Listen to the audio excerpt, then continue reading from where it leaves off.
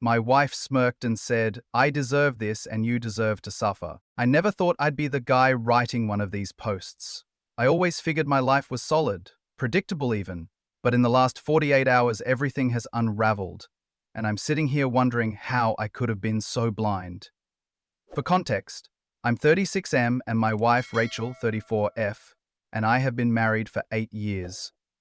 We met in our mid-20s when I was still grinding to build my career and she was finishing her master's degree in psychology. She was smart, beautiful, and always seemed to be 3 steps ahead of everyone in the room.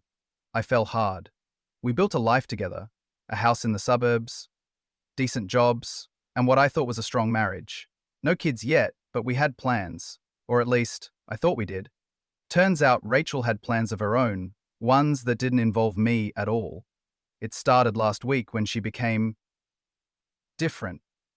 Not in an obvious way. There was no dramatic shift, no huge fights, just little things. She stopped texting me during the day, something she used to do out of habit. She started staying out later with her friends. Nothing crazy, just enough to notice. The intimacy between us dwindled, but I chalked it up to stress.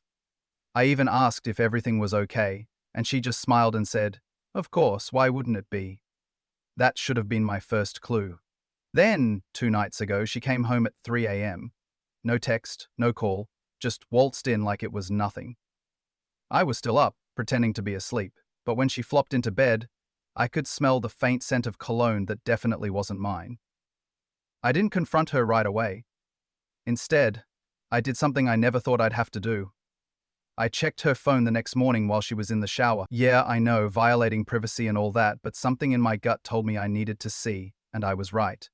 There were messages from a guy named Eric. I scrolled up, my hands shaking, and there it was. Weeks of texts, late-night calls, and worst of all, a message from her just the night before. "Rachel, I'll be home soon. He's probably still up, but who cares? I deserve this, and he deserves to suffer." I actually had to sit down because my legs wouldn't hold me. What the hell had I done to deserve this? I wasn't perfect, but I was a good husband. I worked hard. I supported her dreams, and I loved her. I heard the shower turn off, so I put the phone back exactly where I found it. My heart was racing, but I forced myself to act normal. I needed time to think. Confronting her in the moment would just give her control of the situation, and I wasn't about to let that happen. Instead, I went to work like nothing was wrong, but my mind was running 100 miles an hour. By noon, I had a plan. First, I called my friend Mark, who just happens to be a divorce attorney. I told him everything, and he gave me a list of things to do immediately.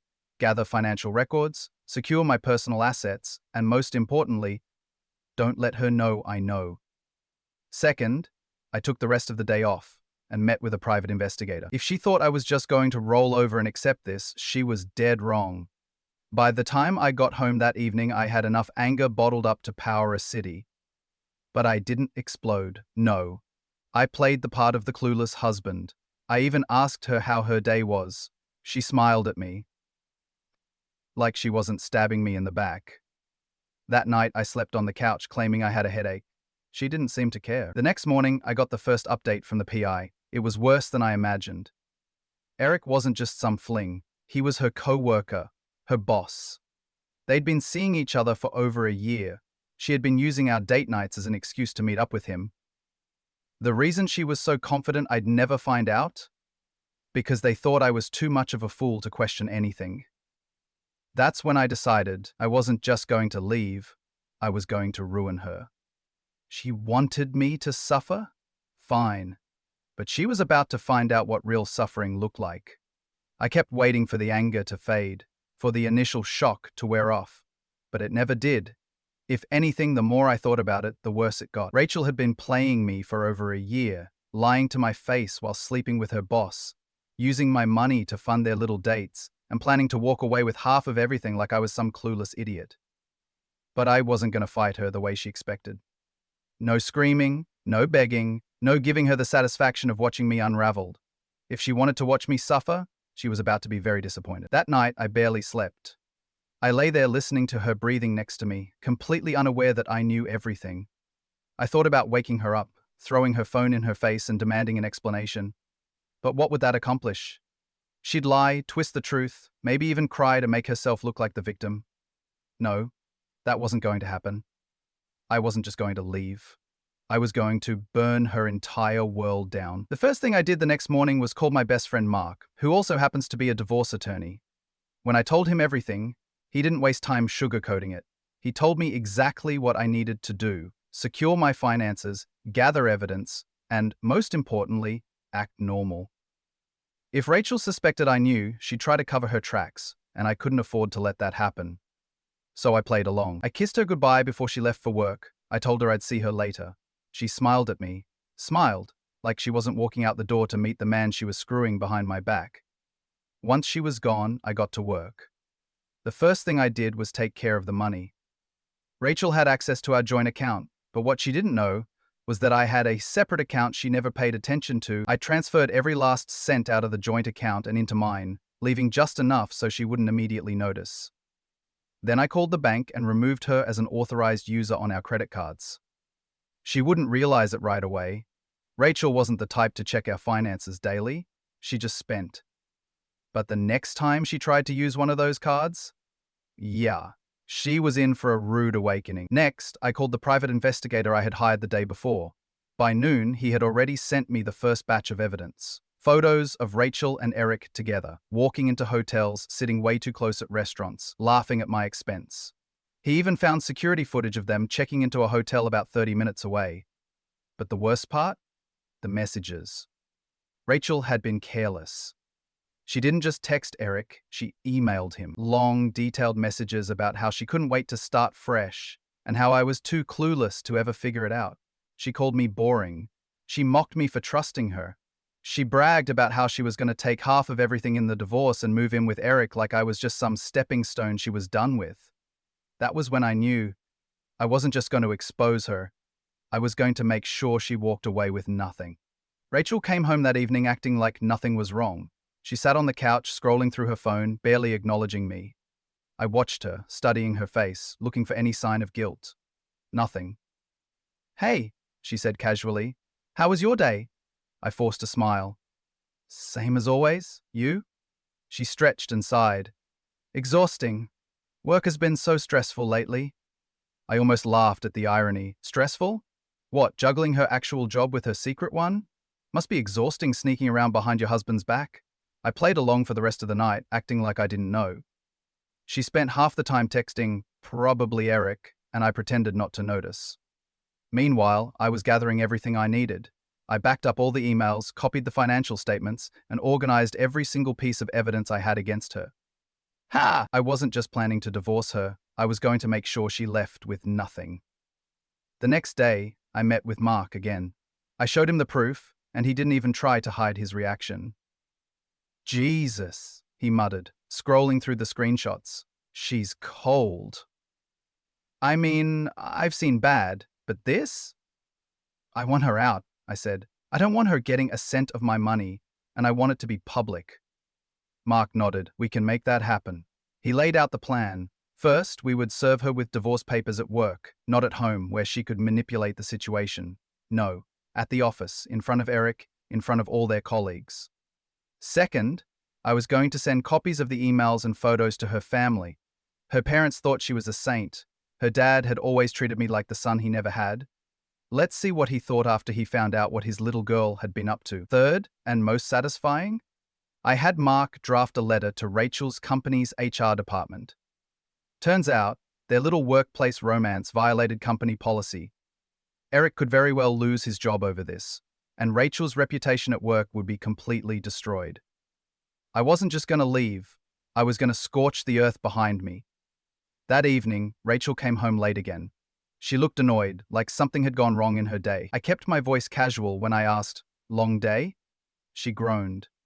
"Oh, yeah, work was a nightmare." Oh, she had no idea. She flopped onto the couch and stretched out, looking at me expectantly. "What's for dinner?" I looked at her, really looked at her, and for the first time, I didn't feel love or sadness, just disgust. I smiled. "Oh, don't worry, I already ordered something for you." Rachel smirked. "Wow, aren't you being sweet tonight?" I didn't answer. I just waited. 5 minutes later, her phone buzzed. She picked it up, read the message, and then she froze. She turned to look at me, her face shifting from confusion to something else. I kept my voice calm. You should probably check your email too. She scrambled to open her laptop. I could see her eyes darting over the screen as she scrolled through everything, the divorce papers, the evidence, the HR complaint. She was trapped and she knew it. That's when she looked up at me, her face pale, and I expected her to cry, to beg, to try and talk her way out of it, but instead, she smirked. And then she said, "I deserve this, and you deserve to suffer." I didn't react. I just stood there, watching as the realization fully sank in. Rachel wasn't just cheating on me, she wasn't just planning to take everything, she wanted to break me. Too bad for her, I wasn't the one who was going to be left in pieces. Rachel didn't come home that night. I wasn't surprised. If I had to guess, she was with Eric, scrambling to figure out what the hell just happened. She'd spent over a year thinking she was in control, that I was nothing more than a clueless placeholder while she planned her escape. Now, for the first time, she was the one caught off guard. She tried calling me 4 times the next morning. I ignored every one. I had nothing to say to her, not yet. Instead, I focused on the rest of my plan. The divorce papers had been delivered to her office, and I knew it wouldn't take long for word to spread. The evidence I had sent to HR was more than enough to get Eric fired, but Rachel's job was on shakier ground. They probably wouldn't fire her outright, not yet anyway. But the damage was done. Her reputation was wrecked. By noon, I got a text from her. "Rachel, you're making a huge mistake." I didn't respond. A few minutes later, another one came in. "Rachel, we need to talk. I'm coming home." I wasn't about to give her the satisfaction of a dramatic confrontation, so I left. I spent the afternoon with Mark going over the details of the divorce, making sure everything was airtight. Rachel had no prenup, no claim to any of my separate assets, and now, with the evidence of her affair, she had no leverage. By the time I got back to the house that evening, she was already inside, pacing the living room. The moment I walked in, she turned on me, her face red with fury. "You've ruined everything," she snapped. I set my keys down on the counter, unbothered. "No, Rachel. You did that," she scoffed, shaking her head like I was the crazy one. "Do you really think this changes anything? You think I won't fight for what's mine?"